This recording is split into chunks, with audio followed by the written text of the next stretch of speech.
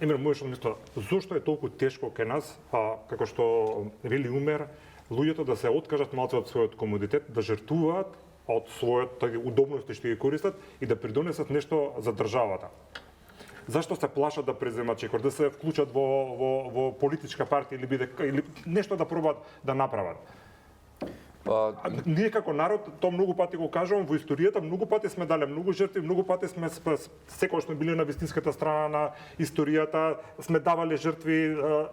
Меѓутоа сега оваа нашава генерација како што вика Умер, повеќе си гледа дома да му е се наредено, да не се замери со некој, нешто лошо да не каже, да си го среди животчето, а да не да направи колку те сакаше, Даниела те почитуваше. Значи таков менталитет тука владе. Затоа е многу тешко, особено надвор од ВМРО од овие политичките партии што се најголеми, да се етаблираш во политичката сцена. Да, Емир, можеш да мислиш, зошто е толку тешко кај нас, како што вели Умер, луѓето да се откажат малце од својот комодитет, да жртвуваат од својот удобности што ги користат и да придонесат нешто за државата.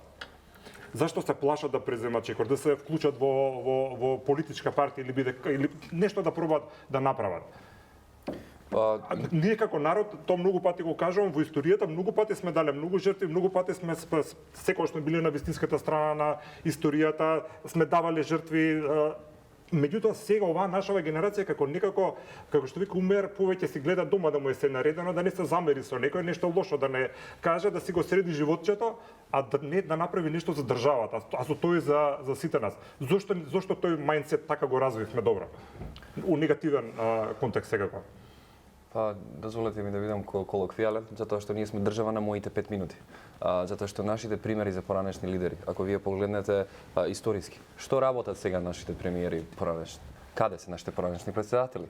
Зошто се бават? Значи нема пример каде што вели вие можете да се вклучите во политичкиот живот на одреден период, со одредена идеја, со одредена цел, нешто да постигнете и потоа може да го продолжите вашиот живот во приватен сектор, во невладин сектор, да отворите фондација, да учествувате во меѓународните текови и да придонесувате и да ја представувате државата. Немаме такви примери. Немаме луѓе кои што доаѓаат со своја кариера, со свое достигнување и со своја визија со цел да ја имплементираат за подоцна кога ќе се пензионираат да продолжат таму каде што застанале. Затоа, нели, ако сакате директно, зошто не се активирам политички, прво затоа што немам политички амбиции, туку државнички. Во оној момент кога јас ќе имам концепт, кога јас ќе имам визија, кога јас ќе имам тим со кој што можам да соработувам, тогаш јас ќе речем, окей, ова е понудата, ова може, ова не може, за ова може да се разговара, вака одиме, ова може да очекувате, ајде да видиме што ќе направиме. И во моментот кога јас ќе го изгубам жарот, пасијата или ќе го постигнам тоа, или нема да успеам, јас ќе си се вратам на мојата професија. Тоа е мајндсетот кој што ни треба, а овој мајндсет до сега како пример го немаме видено. Добро, планира. Ако имате нешто, таа опција треба некогаш и самите да почнеме да ја изградиме. Не можеме ние да чекаме дека некој ќе не викне во некоја готово изработена платформа и ќе рече ти си најпаметниот во државата, дојди приклучи се, мислам. Ќе мора да се избориш сам, апсолутно. Тоа е неминовно. Сака да кажам нешто друго, можеби ќе звучам сега вака како постар, иако воопшто не се чувствувам така. Ние сме, јас и вие, Александар, сме од генерацијата која што ја преживува транзицијата веќе 30 години, транзиција. Добро, вие Драган малце подолго од мене. Да, неколку години. Да видиме сега истина. Проблемот е во тоа што тие генерации од распадот на Југославија па до неодамна не се снаоѓаа во времето и просторот, ниту беа социјалисти, ниту беа капиталисти, не го доживуваа времето во кое што се наоѓаат. Едноставно фаќавме приклучок, само фаќавме приклучок. И затоа нашите барања беа очекувања, поточно кажано, беа општи, да се влезе во Европската унија, веројатно со потреба да се земат некои пари од таму, од прилика на тоа ниво. Многу подоцна ние влеговме во оној мајндсет, како што вели Хазановиќ, вистина да ги преземеме европските стандарди, оние стандарди за за владење на правото, за образование и така натаму. У нас главната идеја ни беше некако да дојдеме до пари, а тоа беше природно затоа што имавме стотици илјади невработени со крајот на Југославија, стечеци и така натаму. Овие нови генерации, кога што јас гледам, 5 пари не даваат за тие работи. Затоа веќе не ги пали нив, се извинам изразот што го користам, вработување во администрација. Сега веќе немате млад човек што ќе го купите да влезе во партија или не знам во политички живот, со тоа што ќе се вработи во администрација. Не, тој сака вистинска кариера. Тоа ме интересира мотивот зашто би требало да биде за да се вклучи во политика. Според тебе? Тоа е веќе она општествена Зашто одговорност за која што зборуваме. нема доволна критична маса на луѓе кои што сакаат да ја менуваат оваа држава, пошто најде ние сме генерацијата која што го живее сонот на многу генерации пред нас и ние сега треба нешто да направиме. И што правиме? Ништо не правиме горе но доле. тој сон во добар дел беше и кошмар, тоа е проблемот. Очекувањата беа огромни, а влеговме во фаза на тешка сиромаштија, непризнавање од две страни, три страни, блокади, неснаоѓање, криминал во огромни количини. Ние од западот прво ги примивме само лошите работи, да не забораваме. Прво дојавме криминалци, а потоа бизнисмени, ако сме реални. Овие нови генерации даваат еден поинаков жар во целата работа. Не фермаат веќе стари правила, стари регулативи. Сакаат веднаш и сега успех. Нормално, кога ќе се изградат самите себе си, тогаш почнуваат да размислуваат во интелектуална смисла што можам јас да направам за ова општество. Сега да, потребна е тука организација, екипа, нешто што се создава ужасно тешко. Особено овде, каде што веќе имате неколку поставени сериозни партии кои што го држат практично во себе целиот систем на вредности и вие треба да, ако сакате да настапите, може или да им се приклучите па да се обидете нив однатре да ги менувате, што е пеколно тешко, или да излезете како еднот господин и да речете еве јас нудам или мојата група нуди нешто ново, што ќе биде ѓаволски тешко, бидејќи за да добиете доверба од општеството ќе требаат години и години. Зошто малце луѓе се уште го живеат сонот за Македонија модерна, просперитетна, европска развиена држава на граѓани, космополити, образовани и така натаму. Па јас не мислам, вака, сонот го живееме сите тој. Меѓутоа пред тој сон имаме еден друг, а тоа е личниот интерес. 99,999% од луѓето кои влегуваат во Македонија во политика гледаат како да дојдат до стабилен живот и извор на средства. 90% од тие луѓе претходно немаат никакво работно искуство и во политиката гледаат спас. Јас ни во зима не носам ракавици, не па во емисија и ќе морам да кажам. Не може да се одважи еден интелектуалец да влезе во партија ако претходно знае дека без амин на лидерот на партијата и без олигархот за таа партија, бадијален интелектуалец се одважува, влегува во партија, има памет и образование. Затоа многу интелектуалци, меѓу другото, не влегуваат во политика. Тоа е едно. Второ, ако сте интелектуалец, не значи дека сте способен за функција. Утре да ми понудат министар, било кое министерство, би одбил, затоа што не се осеќам компетентен со 34 години, без разлика каква диплома имам, да водам дипломатија на Македонија или Министерство за земјоделие. Не разликувам пченка од пченица. Началник на Њујорк и тој колку е 34 генерација. Да.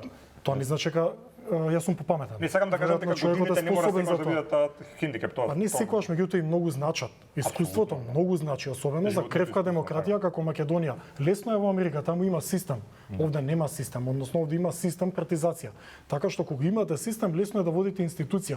Кога немате ништо, тешко и до дома да се вратиме од студио. Така што сметам дека малце наивно гледаме на тоа зошто некој млад не се одважи и влезе во политиката, кога однапред знаеме како стојат работите, дека ние како општество сме политички заробеници. Сега, кој е решението, како што рече Хасановиќ, што е прашање од $1.000.000, меѓутоа голем удел, голем сегмент од тоа решение гледам во свеста на народот, за која е потребна филтрација на многу генерации, како што рече Милосавлjević, новите генерации имаат нови барања сега и одма, ќе дојде моменти тие некои генерации да се одважат и да бидат мнозинство или широка маса, а не критична во оваа држава. До тогаш ќе зборуваме за ѓубре, името, преспа, Бугарија и така натаму. За жал. Но ќе зборуваме бидејќи не се наметнати тие теми.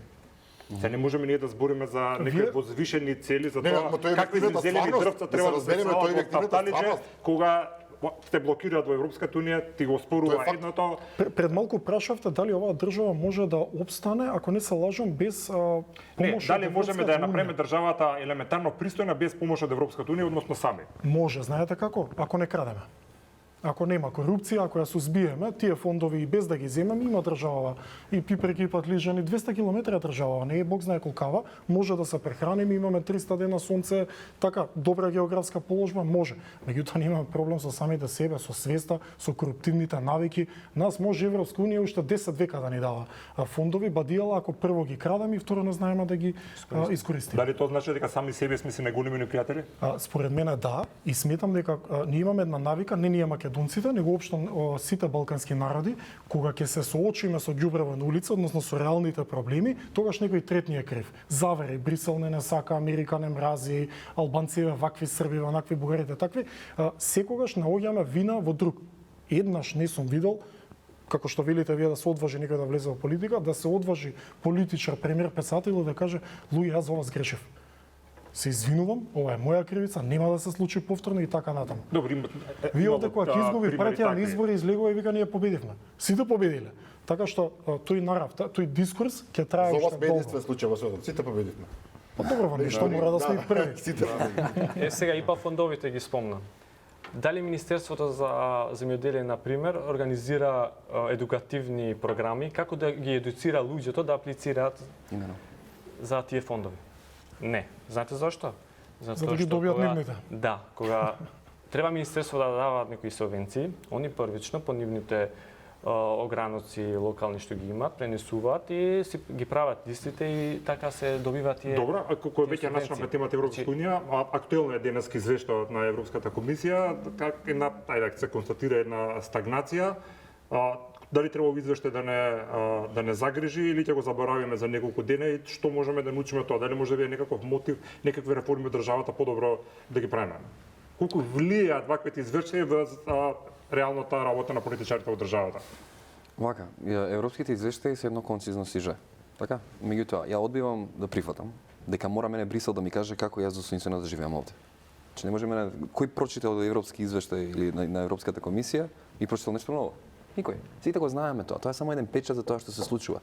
Не е суверенитет само да го вежбате кога сте во криза. Суверенитет е да кажеш ова е мојот проблем, ова се актерите кои што го предизвикуваат и ова е чекор 1 за решавање, чекор 2, 3, 5, 9. Значи вие правите план како да го адресирате и тоа. Значи не ми треба германец, французи, на енглез, американец, било кој да ми каже како да живеам овде. Не се попаметни од мене, не се поспособни од мене и не се во ништо подобри од мене. Ниту од никој овде. Поорганизирани се? Имаат подобар сенс за колектив. Имаат подобар сенс за колектив. Тоа е она што кај нас фали. Тоа што го кажа колегата Ранџеловиќ. Колективот, да, Апсолутно, личниот интерес. Значи, не може вие да гледате мојот двор да биде убав, али ако ја го украдам тој екстра метар од тротоарот, ќе ми биде дворот уште поубав, а тоа што целата населба понатаму ќе биде катастрофа и ќе губи номинално и бруто вредноста на твојата куќа поради населбата ќе се намали, тоа не е битно. Значи, треба да размислуваме како заедница, како колектив и дека сите заедно, ако не просперираме, тогаш без разлика што ти ќе бидеш малце подобар, ти на долг рок губиш. Тоа е тоа. А во однос на Европската унија, пак ќе речам, тактичко решение за подобрување на мојот живот. Јас знам како треба да живеам, знам колку треба да ми бидат чисти реките, знам какви треба да ми бидат школите, знам каков треба да ми биде универзитетот. Дисциплинарната моќ. И доколку тоа не стане, модус операнди на оваа држава, крај. Ова ме подсетува на онаа револуција на common sense на Ноам Чомски и тоа е можеби едно од решението за овој народ, меѓутоа малце еден разговор на повисоко ниво и бара поширока елаборација, но врти случаи пак некаде доаѓаме дека решението треба да дојде од доле. Односно од народот, од општеството, од широките маси, бидејќи ќе дам една или паралела со спортот. Вас и Фил Джексон да ви дојде на работнички, па Дијала е најдобриот тренер на сите времења, ако нема играчи. Така и во политиката.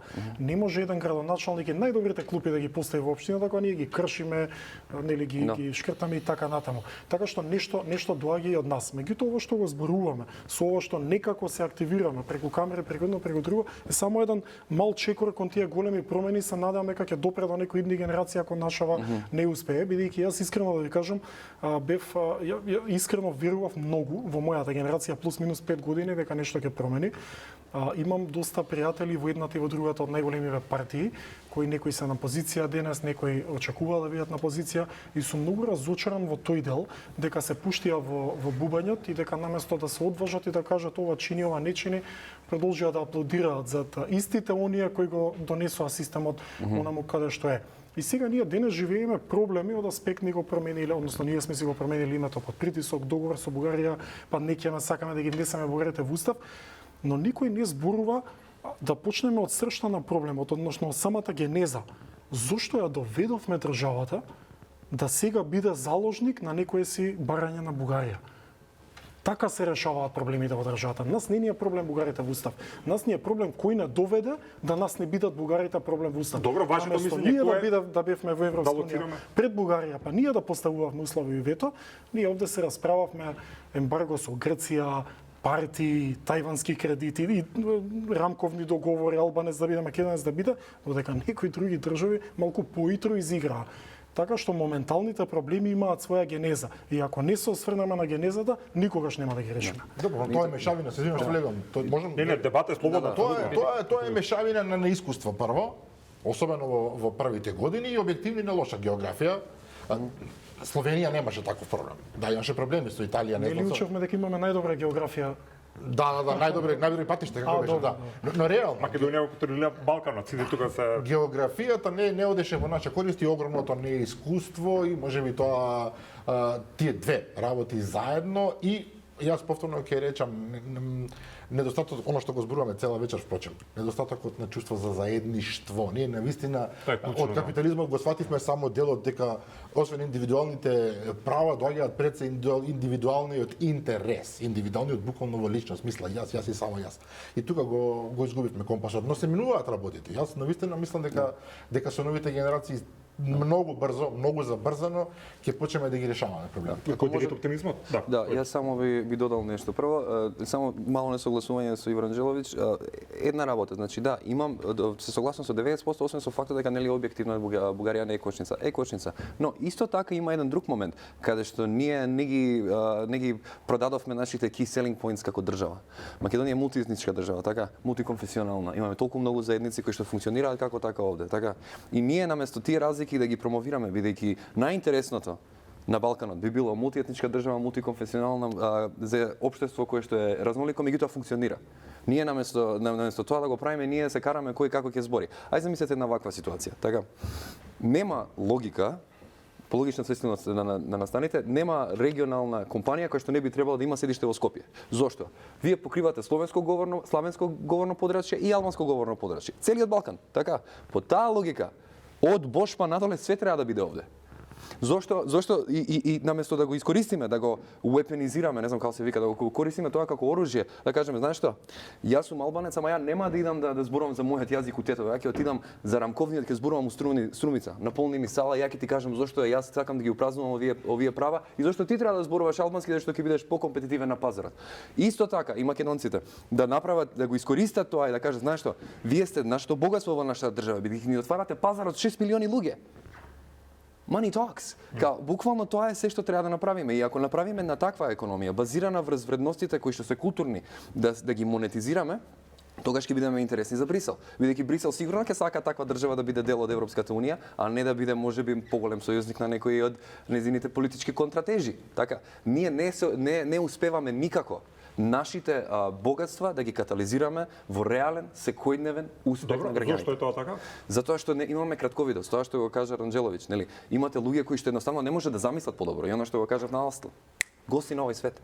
Не разбираат целата макроекономска структура на Европската унија и на сите пазари кои што работат симултано и соработуваат. Не разбираат важноста на да бидете дел од европскиот пазар. Иако тој пазар ќе се смалува, никогаш нема да биде неважен. И Македонија, доколку не е дел од тој пазар, нема да може да биде компетитивна и нема да може да креираме, не мораме интелектуалците само се бават со политика. Зошто да не бидат добри земјоделци? Во Словенија имате толку председателката на младинскиот совет во Словенија пред неколку години, не знам дали е се уште. Таа беше земјоделец, жена земјоделка. Земјоделец, не знам како се кој се извинува. Меѓутоа, тоа е јас бев фасциниран. Знаете ли каква категорија на дипломатија имаат? Дипломатија на пчели. Одат ни светот, одат во Афганистан, работат со жени кои што немаат пристап до инкам и им кажуваат како се одгледуваат пчели. Одат во Латинска Америка го прават тоа. И сега, дали е тоа тешко? Не, просто е. Ако едноставно државата ја гледаш како своја, као на сите нас, не као своја твоја лично, туку као држава на сите нас. Секој оној кој што живее овде и мисли добро. Така? Тоа е она што може да се промени. А Европската унија тоа ќе го препознае брзо и ќе ја гледа Македонија како урнек за сите останати земји на Балканот. Меѓутоа, тоа не може да се створи со луѓе кои што едноставно не ги поминале потребните скалила кои што вели Анđеловиќ. Значи со таква биографија како што имам Бостон University, неверојатен истражувачки универзитет UCL, кој што продуцира умови нема кој може да им парира, па и Оксфорд и Кембридж може да им позавиди. Он не се осеќа спремен. Гледате која е таа скромност. А вие имате луѓе кои што имаат, знаеш што, па ова е функција, ја ќе видам и пак како што реков, моите 5 минути. Тоа така не оди. За тоа не идеме. Кажавте дека колку одборувате за Словенија дека има народи кои што многу си ја сакат и си ја почитуваат држава, во тие држави, ако те види некој комшија дека си ја паркирали лошо колата или ако фрлиш ѓубре не боже нешто, тоа ќе ти го скандализира до такви граници што тебе ќе ти биде непријатно ако имаш елементарна совест. Кај нас тоа не е пример. Кај нас се грижиме само за тоа што ни е дома, што ни е наша лична собственост. Надвор од домот веќе тоа е некоја туѓа територија, некој ја вика Македонија, тука може кој што сака да права со камион да влезе у Тревник, да фрле ѓубре, политичарите отпотат да го користат како политичка алатка да си живуваат во оваа земја, ние тоа ќе го трпиме бидејќи не засега толку директно тоа што го чувствуваме ние како наша лична собственост. Кога тој мајндсет можеме да го промениме? Ќе треба на Netflix една емисија да снимиме за ова. Јас го немам Мислам, многу важни се прашања ќе согласувам, но со самото тоа што го диагностицираме проблемот и го адресираме, е дел од веќе 50% од проблемот е решен, барем да го препознаеме проблемот. Ние од независноста на оваа држава па наваму имаме една мана меѓу многуте, а тоа е дека она што го збориме, не развивме чувство за институција, за туѓото. Затоа вие кога ќе влезете во една зграда во Скопје, луѓе уринираат по лифтови, нечисти се, не може да се договорат хигиеничаркава, тој што живее на приземја, не знам дали лифтот да го користи. Значи, она како што велите, само тоа што е околу нас и тоа е тоа. Тоа е една од причините и зашто народите на Балканот никогаш не биле држава. Односно во голем диапазон, на историски диапазон немале држава. И за да дојде до таа свест, да некој овде крене револуција овде во Србија, во Грција и така натаму, седнале дипломати во Британија и почнале да будат свест кај народиве доле. Но да не навлагам многу во историјата, се надевам, во тој дел сум оптимист. Мислам дека тоа полека се променува. Но со самата промена ние го доживуваме сега, почнуваме да го живееме најтешкиот период, а тоа е судирот на генерации. Оние кои го гледаат тоа, го осознаваат тоа, луѓе почнуваат да летаат по светот, како што вели еден мексикански бизнесмен, вие штом се качите на авион, автоматски станувате средна класа во рамки на светот. Така што младиве сега и шетаат, гледаат, учат, прават, ги препознаваат проблемите и не мижат на истите. Меѓутоа имаат проблем, како што вели Хасановиќ во претходната емисија, со постарите генерации кои се држат нели за старото, за таа носталгија, за како било, да се задржи ова, односно да не се излезе од статус квото. Немојте, млади луѓе, да дозволиме поважно од вистината да не биде комфорт зоната. Така ќе имаме општество во кој најголемите манипулатори ќе бидат всушност херои. Ние тоа го живееме. Овде кога некој ќе украде држава, украде тендер, тој е херој, си викаме алалдема. И мислам, се снајде, нели? И тоа се тие погрешни вредности. До еден човек да допре ова што го зборувам, би се осетил како најуспешен човек на планетава, по можност човек во Македонија. Така што треба време за ова, и мислам дека повеќе време да посветиме на самите нас и да се обвинуваме сами, тоа е суштината на животот. Све да преиспитуваме нашите собствени одлуки. Бидејќи доколку се лутиме на политичарите, тамо не очекувајте промена. Мухамеди, кој е вас? Извини, требам повели. Сакам да кажам, порано херои на општеството беа ликови, не знам, како уметници или спортисти во најдобар случај. Сега е Кристијан Голубовиќ херој. Тоа е тоа, или некој од тој калибар. Меѓутоа, она што ме фасцинира мене, бидејќи ама тоа е тие се херои кај генерацијата за која што ние сега зборуваме дека треба да повлече напред. Тоа е најстрашно. И тоа е најстрашниот дел. Но сакам да кажам нешто друго што ме фасцинира многу, бидејќи знам дека тебе ти е интересна особено темата со сметот и така натаму, што е апсолутно вистински проблем. Каде сакате излезете, разговарајте во било кој друштво, одете на работа, одете во мало кај што сите седат, одете на спортски настан, сите се согласуваме дека тоа што се случува е катастрофа, дека сме Валкани, дека не почитуваме ни туѓ простор. Ама кога ќе одиме на водно, кој никој не гледа, неверојатно е. Секој ќе ви рече да катастрофа, јас заштитувам, јас фрлам на место. Меѓутоа појдете вечерта на истиот тој контейнер и ќе видите нечија веќе шоја ја оставил човекот, не ѓубрето. Значи очигледно ние се залажуваме сами себе. И тоа е таа фасцинација ја што имам за негативна смисла со тој момент кај нас. Затоа на нас не ни требаат само нови луѓе како физички конструкт, нови. Туку ни требаат и нови идеи, нови вредности. Само една структура заснувана врз едни нови вредности, кои што јас не би ги нарекол нови, бидејќи тие се вредности кои што врз основа на кои што ние сме се изградале еден век. Значи, ние немаме денеска меѓусебна почит, неприфаќање. Денеска ние не искажуваме револт према угнетеноста на радливите категории на луѓе. Ние денеска не покажуваме грижа за соседите, за сограѓаните и така натаму. Мухамеде, кој е твојот сон за Македонија? Имам уште 2 минути. Како ти ја Не, гледаш сега ќе држава? се надоврзам во ова другата за Европската комисија, пошто и таа ни беше Уште тема на 2 минути разговор. имаме, мора- Перцепцијата кај Ајде. граѓаните нели е дека ради бугарите ние не можеме да влеземе во Европската унија.